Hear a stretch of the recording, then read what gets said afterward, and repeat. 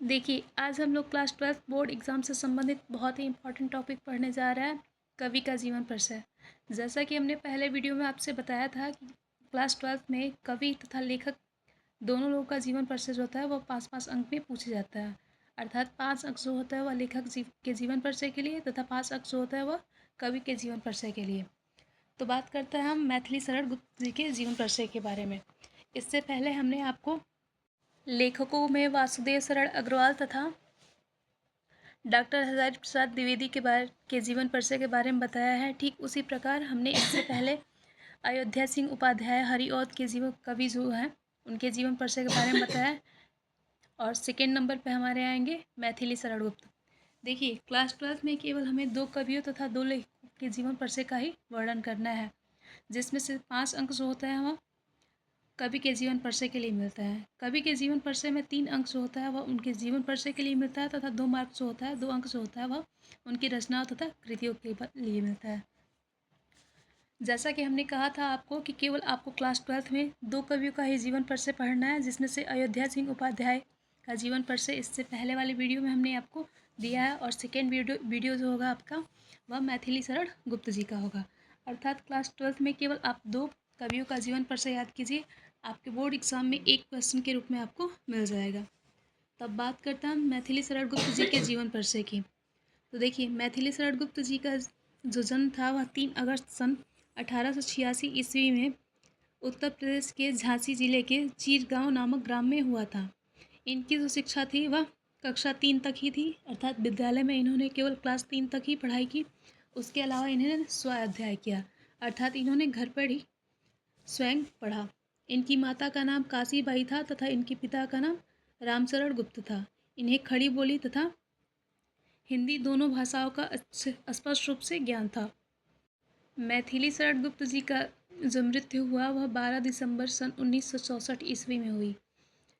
इनकी जो प्रमुख रचनाएं हैं उनमें से साकेत, भारत भारती, झंकार, यशोधरा, विष्णुप्रिया तथा सिद्धराज आदि हैं। यह तो हो गया मैथिली शरण गुप्त जी का संक्षिप्त में जीवन परिचय। अब इनके जीवन परिचय के बारे में विस्तृत रूप से हम पढ़ते हैं, अर्थात विस्तार रूप से पढ़ते हैं। तो बात करते हैं मैथिली शरण गुप्त जी के जीवन परिचय की। देखिए, मैथिली शरण गुप्त जी का जन्म 3 अगस्त सन 1886 ईस्वी में उत्तर प्रदेश के झांसी जिले के चीरगांव नामक ग्राम में हुआ था। इनकी माता का नाम काशीबाई तथा पिता का नाम सेठ रामचरण गुप्त था। इनकी शिक्षा गांव में 3 कक्षा तक ही हुई तथा उसके बाद इन्होंने स्वयं ही अध्ययन किया। इनकी रुचि बचपन से ही काव्य रचना में थी। ये द्विवेदी युग के लोकप्रिय कवि थे।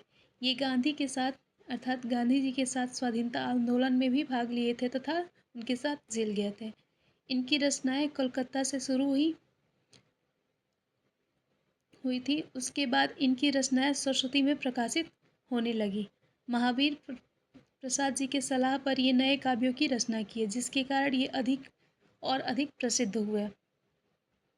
इनकी कविताएं देशभक्ति तथा राष्ट्र प्रेम होने के कारण इन्हें राष्ट्रकवि भी कहा जाता है। इन्हें साकेत महाकाव्य के कारण हिंदी साहित्य सम्मेलन द्वारा मंगला प्रसाद पारितोषिक से सम्मानित किया गया था। इलाहाबाद विश्वविद्यालय द्वारा इन्हें डीलिट उपाधि भी मिली थी। इन्हें पद्म भूषण द्वारा भी सम्मानित किया गया था। इनकी मृत्यु 12 दिसंबर सन 1964 ईस्वी में हुई थी। जैसा कि हमने कहा कि कवि का जो जीवन परिचय होता है या लेखक का जो जीवन परिचय होता है वह 3 अंक का आता है। पूरा प्रश्न मिला के 5 अंक का आता है, जिसमें से 3 अंक जो होता है वह उनके जीवन परिचय पे मिलते हैं तथा 2 अंक जो होते हैं वो उनकी रचनाओं पे मिलते हैं। तो आप जब भी किसी भी लेखक या कवि के जीवन परिचय के बारे में आप लिखते हैं तो ऐसा नहीं करेंगे कि आप केवल रचनाएं लिखेंगे या फिर केवल जीवन परिचय। जीवन परिचय के साथ साथ उनकी रचनाओं का भी वर्णन करना अनिवार्य होगा।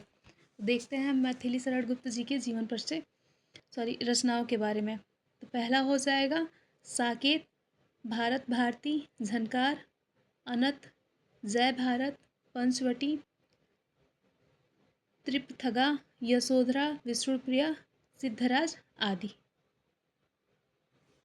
देखिए, क्लास 12 में जैसा कि हमने आपको कहा कि केवल आपको 2 कवि तथा 2 लेखकों का ही जीवन परिचय याद करना है।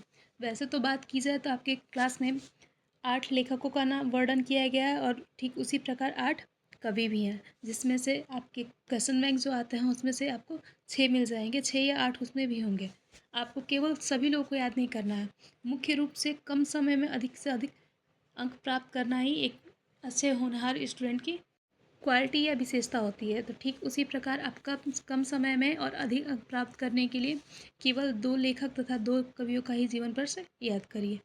देखिए, आपको एग्ज़ाम से मतलब है, तो आपके एग्ज़ाम में केवल आप कम में अधिक अंक कैसे प्राप्त करें, उसके लिए आपको केवल 2 लेखकों का जीवन परिचय स्पष्ट रूप से याद करना है। ठीक उसी प्रकार केवल 2 कवियों का ही जीवन परिचय याद करना है। ऐसा नहीं कि आप सब याद करेंगे तो आपको बहुत अधिक अंक मिलेंगे। आपको 2 याद करना है, आप 2 याद कीजिए, 2 में से कन्फर्म है कि आपके बोर्ड एग्ज़ाम में 1 क्वेश्चन जो है प्रश्न पत्र में आपके मिल जाएंगे, और वो भी 5 अंक के।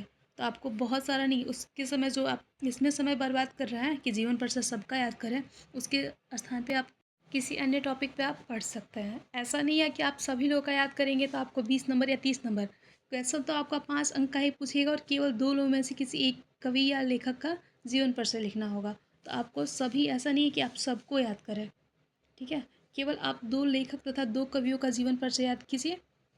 आप 5 अंक जो हैं, अर्थात लेखक और कवि दोनों लोगों का जीवन परिचय 10 अंक में आपको मिल जाएगा।